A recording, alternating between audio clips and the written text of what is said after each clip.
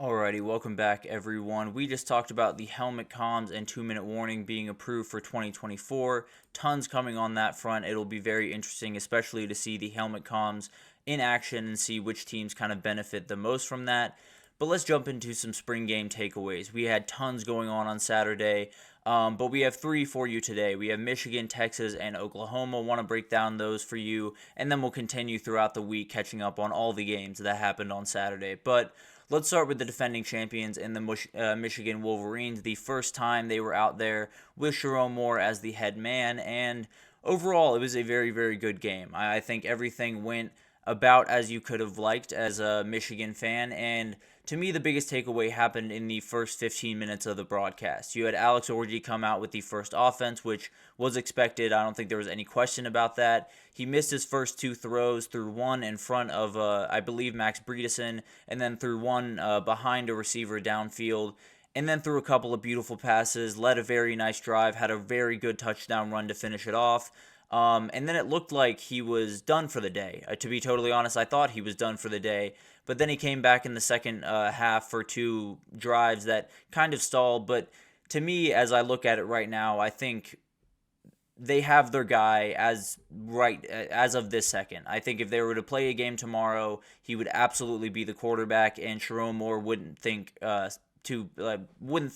second about it. But I think there is still a reason to definitely be looking over his shoulder. There is plenty of time until next season, and one guy in particular is really pushing him very hard, and he showed that on Saturday. Alex Warren was very, very impressive. He's someone that I definitely have not been talking about enough on this broadcast or on this program, but definitely will going forward, because this is the guy that could actually be pushing for that starting spot. He had a couple of remarkable plays, probably had the play of the day on a beautiful deep ball to Kendrick Bell, the younger brother of Ronnie Bell, the very good wide receiver out of Michigan a couple years ago in the fourth quarter to give the Maize the lead. He also had a 49-yard touchdown run. So he's someone that has a ton of ability and had executed the offense really, really well on Saturday. I think a lot of some of the better plays later in the game came against some of the lower tier defensive players on the team, but doesn't change that they were remarkably impressive, and doesn't change that him moving the offense the way he did was really, really something to watch. And I think it's something that Alex Orji, as of right now, he is their starting quarterback. I have very little question about that, but he's definitely got a little bit of work to do. He's definitely not going to be slowing down anytime soon, because Alex Warren is right there to take it from him. But when you talk about this quarterback position, the future of it is Jaden Davis, and I don't think there's any question about that. He looked really remarkable on Saturday. I think there were definitely some freshman moments. There's no doubt about that. It's always going to happen in the first spring game for some of these kids, but he had some flashes of just elite ability, and we knew that when he came in as a freshman. But seeing him, in real action, he had a couple of balls that missed by a hair, but were definitely really, really impressive to see from someone that young. I think as long as they can get through this season with good quarterback play from Alex Orji or Alex Warren, I think they'll have the ability to pass the baton on to Jaden Davis and feel very, very good about where they stand in quarterback going forward. But for the running backs, it's same old for Michigan, to be totally honest. Donovan Edwards looks like what he is, one of the best running backs in the entire college football. I think him with Khalil Mullings right next to him is about as good as you could possibly ask for, especially with someone like Blake Corum walking out of the program. So was very impressed with them. I think both those guys are really, really good. The O-line looks solid. Losing all 5 starters from a year ago is always a very, very questionable thing, but Michigan doesn't have bad offensive lines very often, so I expect them to be just fine at that position. Obviously, you want to be fully dominant with some of the defensive fronts you'll be facing, but I think they'll get better and better, and definitely got off to a good start on Saturday. As for wide receiver, Tyler Morris is a guy that is definitely going to be the top wide receiver. Now, he didn't necessarily have the biggest day, partly because he was on a pitch count, because you need him to stay healthy for spring or for fall. You do not want him getting any injury that puts his season at jeopardy. So he had a couple of drives here and there throughout the game, but when he was on the field, they were targeting him pretty much every single time. They were looking his direction because he is definitely the alpha in that room. He is the wide receiver one, and they absolutely need him to show out. He's someone that taking over for a guy like Roman Wilson and someone like Cornelius Johnson, huge shoes to fill, obviously, but he is definitely capable of doing that, and he's definitely taken that step forward to be kind of asserting himself, at least, as the wide receiver one in that room. Now, there were a lot of very good things from the offense on Saturday. There were tons of things that you can take and feel pretty good about if you're a Michigan fan, but the defense was no slouch. They did not struggle in this game by any means. Excuse me. I think the defense really did well, especially the top-level defense. Minus that one drive to start things with Alex Orji, they did a great job of bending but not breaking, keeping things to field goals, keeping things to punts, on their side of the field, just making sure that these drives that could have been sustained into touchdown drives get stopped at some point so they can get the ball back. So a lot of what we've seen for the past couple of years around there, and with guys like Will Johnson and I believe JioSaavn Barham were kind of on a pitch count in this game, I think it's a great sign for them. And when we talk about the back end, obviously it all starts with Will Johnson, but probably one of the most important players that they're losing across the entirety of the team, take out J.J. McCarthy, is Mike Sanderstrill. He was someone that was absolutely huge for them at the slot position. That's the reason that he is possibly going to be drafted in the top 2 rounds as a slot corner, which is something that doesn't happen very often. He's just a remarkable player, and it looks like the guys that are kind of taking over for him look really solid. Zeke Berry and Jaden McBurrows were the guys getting the snaps there, and they looked good at that position.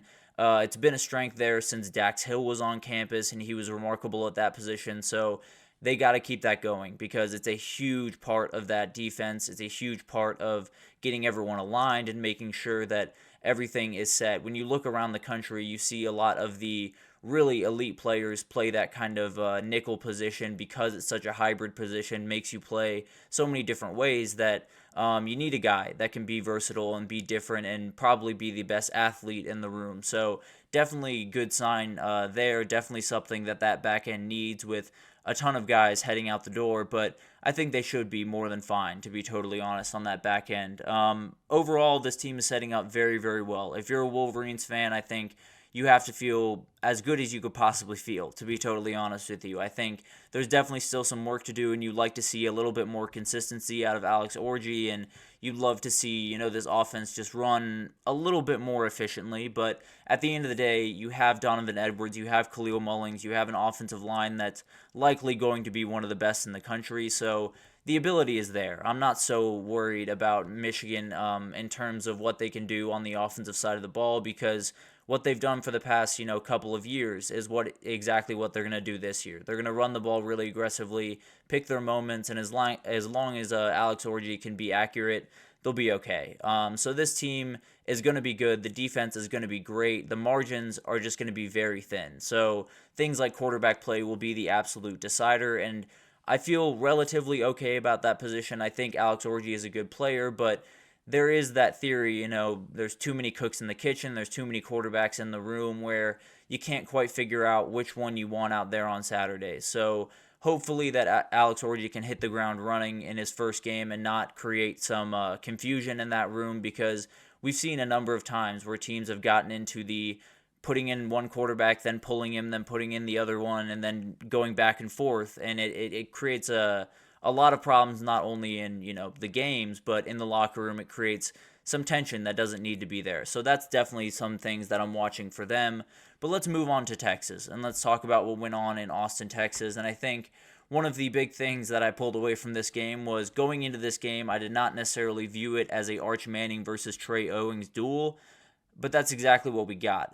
Those two guys were just incredible. Ewers played 2 drives to start the game. One ended in a pick six from Alfred Collins when Ethan Burks just absolutely blew up the edge and tipped the ball up into the air. And then he had a couple of good balls on the second drive before it stalled and ended up punting. But don't really need to have the third-year starter on the field too much. No reason to put him in any harm's way, and you know exactly who he is at this point if you're Steve Sarkisian. So I don't think you're worried about Quinn Ewers in the slightest. But then the show started. You had Arch Manning come in and really start most of the game with the first offense, and then you had Trey Owens with the second offense, and they both just went crazy. But let's start with Arch Manning. He started his day with a 75-yard touchdown to DeAndre Moore on a pretty badly broken coverage, which is something that was the big downside of the day that I'll get to here in a second. He had another 75-yard touchdown to Isaiah Bond later in the day. This dude was just dialed in all day. He made a number of really good plays. Obviously, a couple of the touchdown passes were a little bit more open than they will be on Saturdays, but did a ton of really, really good things. There were third downs that he extended with his legs and made something happen.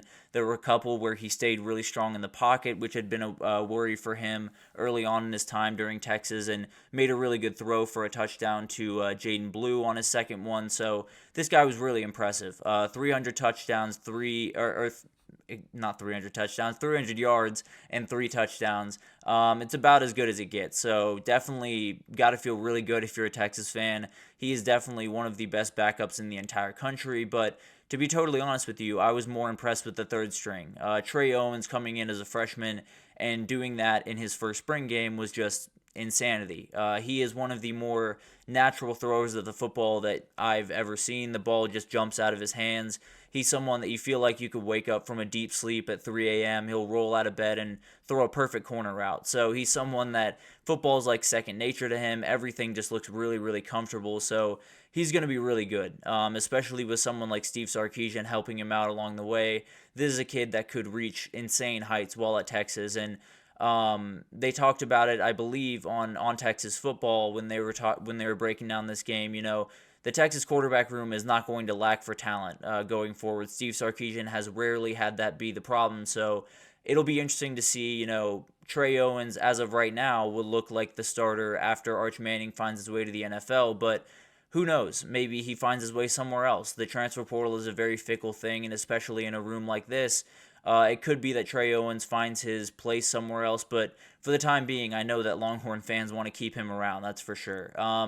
And as you can imagine, with the quarterback play being what it was, the playmakers all over the field were just incredible on the offensive side of the ball. You had DeAndre Moore, who is someone that might be the most overlooked guy in this group because he probably had the best spring of anyone in this group, to be totally honest with you. Jonte Cook made a couple of really nice plays. Isaiah Bond started slow, had a couple of drops early, but got comfortable and made a number of really good plays. Ryan Wingo was probably the most impressive of the group, made just insane amounts of separation on pretty much every single play, had the touchdown that ended up winning the game for the second team offense and first team defense. So definitely a great game for Ryan Wingo, someone that Texas fans have been very excited to watch throughout spring, and he lived up to the billing, that's for sure.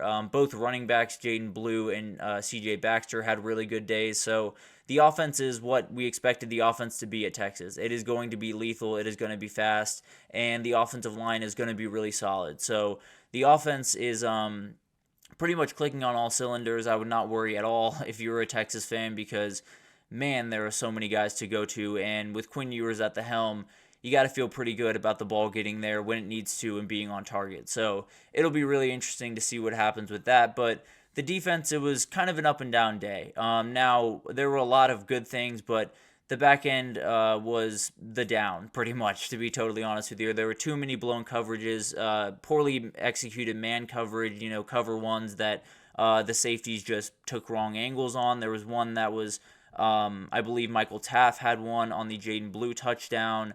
Young player Xavier Fasilmi definitely had a mistake early or later on in the game. So it's kind of working out the kinks right now on that back end. It was a problem last year, so it's something that they tried to address with Andrew Makuba coming in.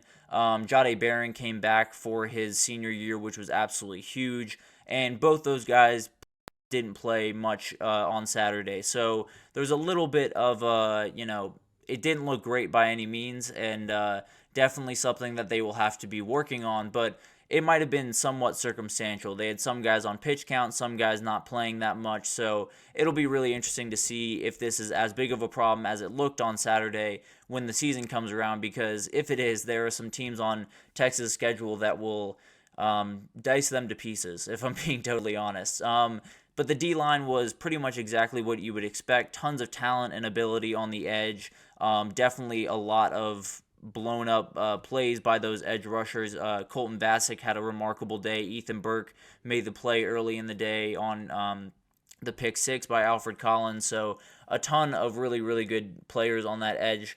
Not enough bodies at the defensive tackle position. It felt like the rotations were very sparing. It just felt like they didn't have much of a rhythm for when they wanted certain guys to come in and when they wanted them to come out. But that's definitely a position they're going to need some help at. It looked like they took a big step forward to getting that help this weekend that we'll get to here in the next segment. But it'll be interesting to see how that kind of develops, because that was the strength of the team a year ago with Tavondre Sweat and Byron Murphy.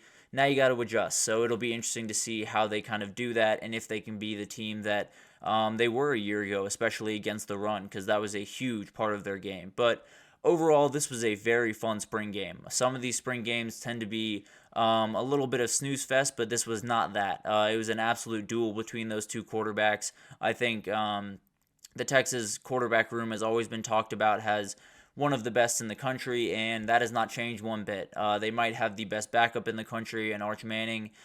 Trey Owens showed his remarkable ability on Saturday. Definitely some things to fix on defense, but there's plenty of time to do that. And with some of the guys that sat out, I think they'll be more than fine. I'm not sure it will be quite as bad as it looked on Saturday once the season comes around. And obviously, Arch Manning is going to get a ton of the talk, and he absolutely should coming out of this game. Just a reminder, Quinn Ewers has yet to play a full season where he started every single game at Texas. So there's a good chance that we will have to see Arch Manning as the starter at Texas, and he looks ready to roll. Let's put it that way. But let's finish off with Oklahoma here, and let's talk about the quarterback there. Jackson Arnold was just remarkable. The dude has a cannon attached to the right side of his torso. We've talked about it a couple of times, but this dude is just remarkable. Every time you watch him play football, I think he looks like he was built in a lab to play quarterback, and he looked really good in this game. Made some eye-popping throws, mainly the touchdown to Deion Burks, who was the biggest topic of conversation. He was definitely the guy that made everyone really excited, a transfer that came in from Purdue that was just kind of looking for that big chance, and he officially got it, and he looked incredible. He was someone that definitely adds a new dynamic to a wide receiver room that is already remarkable. I don't think they were necessarily looking for a wide receiver one when they got Deion Burks, but they definitely got one. He's an absolute beast, and it looks like him and Jackson Arnold are already on the same page, so huge news out of Norman there. The offensive line was the big-time position group that people were worried about going into Saturday, and they looked okay. Definitely the defensive line won the day, but when you look at some of the names on the edge and the interior of that defensive line for Oklahoma, it's not necessarily crazy that they won the day. I think it totally makes sense. Ethan Downs especially is a guy that could make a huge difference for this Oklahoma team next year. I think he's an absolute he's an absolute game changer and will definitely be a huge player for them this upcoming year. They've already gotten some help from the portal, which we'll get to in the next segment, but O-line is definitely the position to watch as we continue to go towards the season. The running back room looks really solid, led by Gavin Sawchuk. He's going to be the down in, down out back for the most part, but Caleb Hicks, Sam Franklin, a transfer from UT Martin, both looked really solid. If the O-line can come together, I think they should have no problem running the ball, and if they can do that, Jackson Arnold's going to take the top off some defenses from time to time. And much like Texas, the defense was a little bit up and down in this contest. Some blown coverages, particularly on that Deion Burks touchdown. There was no one really picked him up as he came down the seam. So definitely some things to fix on the defensive side of the ball. But the front seven looks really strong. It looks like the front seven that Brent Venables has been picturing ever since he showed up in Norman, and feels like that team is becoming more and more what Brent Venables had in mind, I suppose. So very exciting stuff happening out there. This is a team that has a ton of variation for what their season could look like. It really does come down to the O-line and Jackson Arnold's quarterback play, which in large part comes down to the O-line. So I think that's going to be the position to watch.